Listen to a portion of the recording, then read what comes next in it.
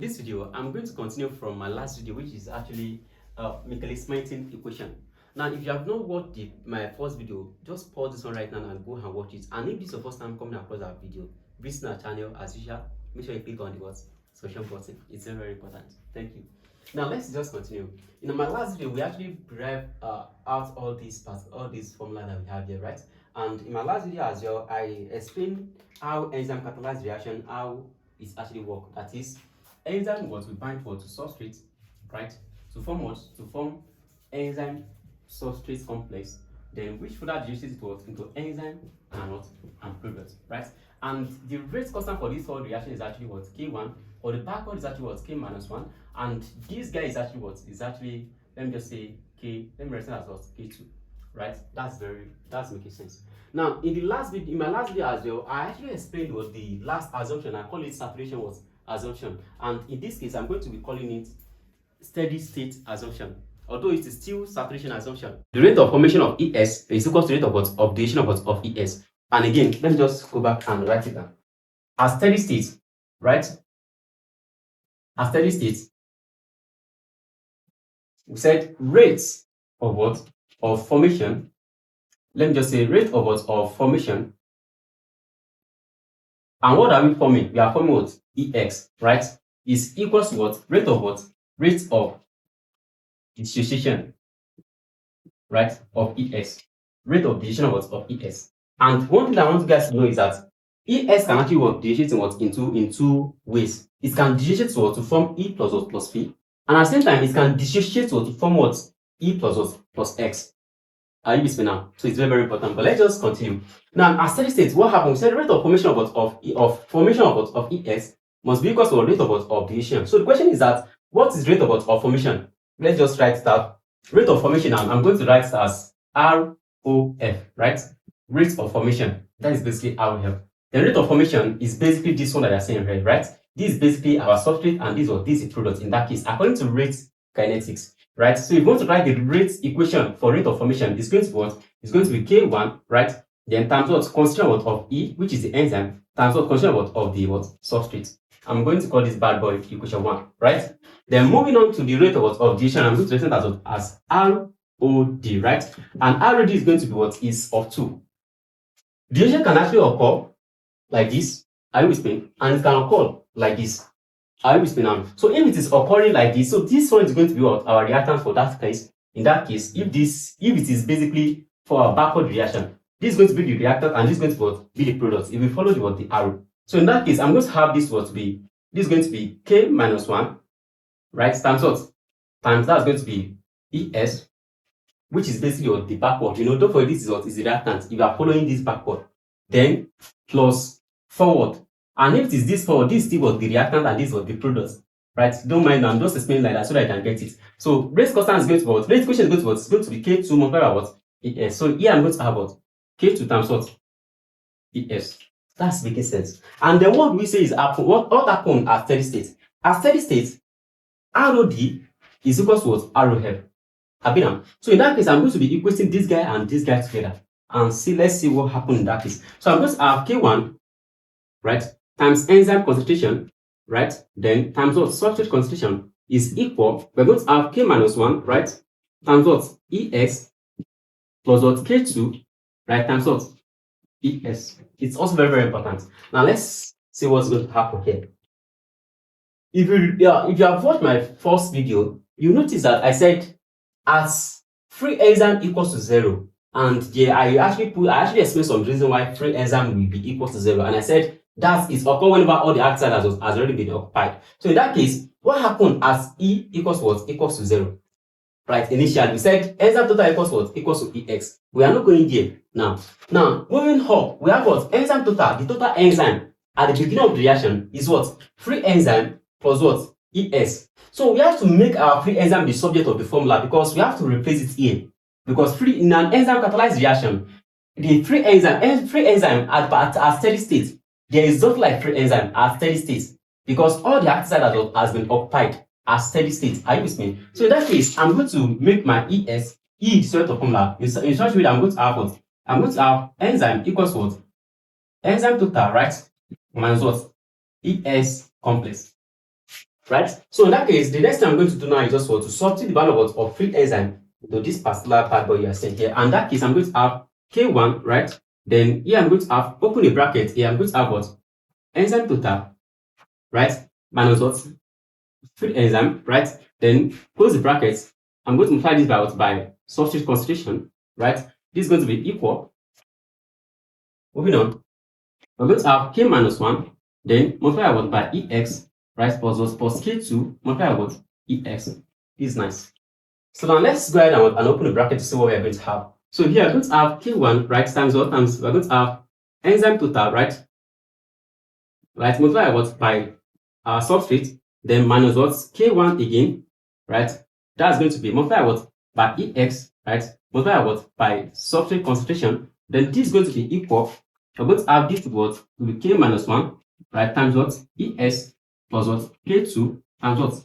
ES. Now, one thing that you need to take note of is that we need to collect lifetime here, right? So let's collect lifetime and see what we are going to have in this case. Now, I can bring this guy towards the side, right? So that's what I'm going to do now. I'm going to have K1 times what? Enzyme total, multiply what? The substrate concentration as well. This is going to be equal, right? I'm going to have this to be K minus 1, right? Times EX plus what? Plus K2 times what? Times EX, right? Then I'm bringing this guy to this side. It's going to change to what? Plus. Then I'm going to have plus K1, right? Times what? Times ES times what? X. That's basically what I'm going to. So in this case, what do you think I can factorize here? I can actually factorize one part board here, and that's basically what? ES, right? So I'm going to factorize that to see what we're going to have. So here I'm going to have K1, right? Then multiply what? By enzyme total, right? Multiply what? By substrate. Then this is going to be equal. Factorizing ES, so let's see what we're going to have. If I factorize that, I'm going to have ES, right? Then open brackets. Exactly. Let's see what we're going to have here. I'm going to have, from here, I'm going to have K minus 1.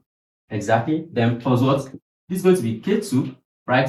Then plus what? K1, multiply what? Substrate concentration. Then I have to close the brackets here. So that's basically what I have. Now let's just try to divide both sides by everything I've seen here, right? So that's what we're going to do now. I'm going to divide both sides, this side here, by K1, K minus 1, plus what? K2, plus what? K1 times what? Substrate concentration, right? Then at the same time, I'm going to divide this side by what? By K minus 1, right? Then plus what? Plus K2, right? Plus K1 multiply what? By S. So let's just see what I'm going to have in that case. So in that case, I'm going to have my ES. ES in that case is going to be, I'm going to have ES, consider what of ES to be equal. Now this is going to be K1, right? Then multiply what? By enzyme total, multiply what? By substrate here, which is this guy. Then divide out with K minus 1, then plus what? Plus K2, plus K1, multiply what? By S.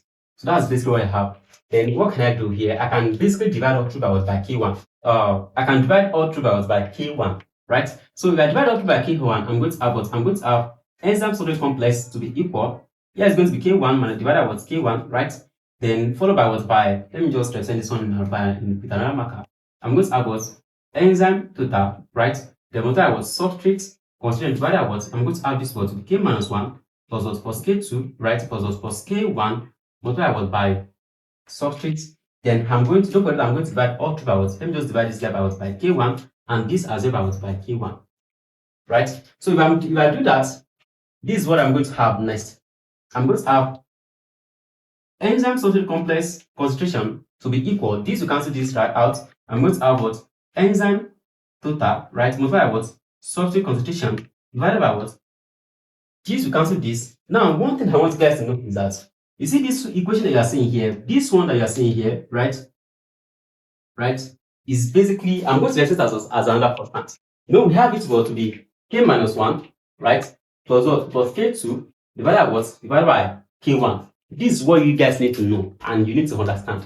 I'm going to represent this guy here with what? With Michaelis-Menten constant, which is basically what? Kn. And I'm going to explain what Michaelis-Menten constant is. But you can see clearly that when we have the rate constant, K1 is basically what? The rate constant of what? Of the rate of what? Of formation. This is basically what you are seeing here. So K1 denotes ROF, right? So that's basically what we have. ROF constant. Are you with now? Then we are going to have divided sign here. Then we have K minus 1 plus what? K2. What do you see here? K minus 1 and what? K2. They are basically for what? For ROD, which is rate of dissociation. So I'm going to put it here. This is going to be ROD constant. Then what do you notice? So that basically means our Michaelis-Menten constant is basically what? It's basically the division of what? Of rate of dissociation constant divided by what? Of formation constant. It's making sense. You can put it, it's what you can actually denote, you can derive from here. Right? But I'm going to explain what Michaelis-Menten constant is in just a moment. So now let's continue. So I'm going to represent everything you are seeing here with what? With Km. So that I'm going to have Km, right? Plus what? Plus substrate what? Concentration. So this is basically the value for what? For our enzyme substrate complex. Now continue from where we stop. This is actually all the formulas that we actually derived from my last video. We have V naught equals to K2 multiplied by what? By enzyme substrate complex concentration.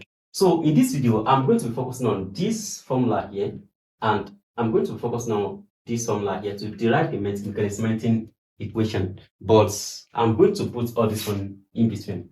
Now let's continue. From here, in my last video, we actually established that ES complex, enzyme substrate complex concentration is equal enzyme total multiplied by what? By substrate concentration divided by what? Michaelis-Menten constant plus what? Plus substrate concentration. Now from here, one thing is that we are going to record this formula. That is this formula that we actually derive based on initial rate assumption. And that is basically V naught equals to K2 multiplied by what? By EX. Right? So since enzyme concentration is equals to this, then I just have to put this one into this formula. So what I'm going to do now is also that I'm going to have V naught is equals to K2, right? Then multiply by everything that we're having here. That's going to be enzyme total, right? Then multiply by substrate concentration divided by what? By Km plus what? Plus substrate concentration as well. So now let's just simplify this formula a little bit to see what we are going to have. We're going to have V naught equals to K2, right? Then here is going to be multiply by what? Enzyme total, right? Then multiply by what? By substrate concentration divided by what? By Michaelis-Menten constant plus what?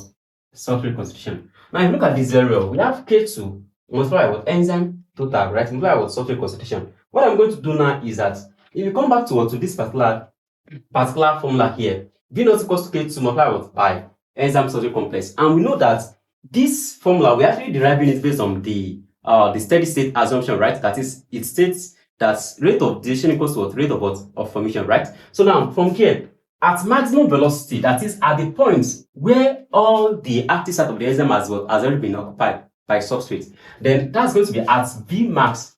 What's going to happen? What do we expect to happen?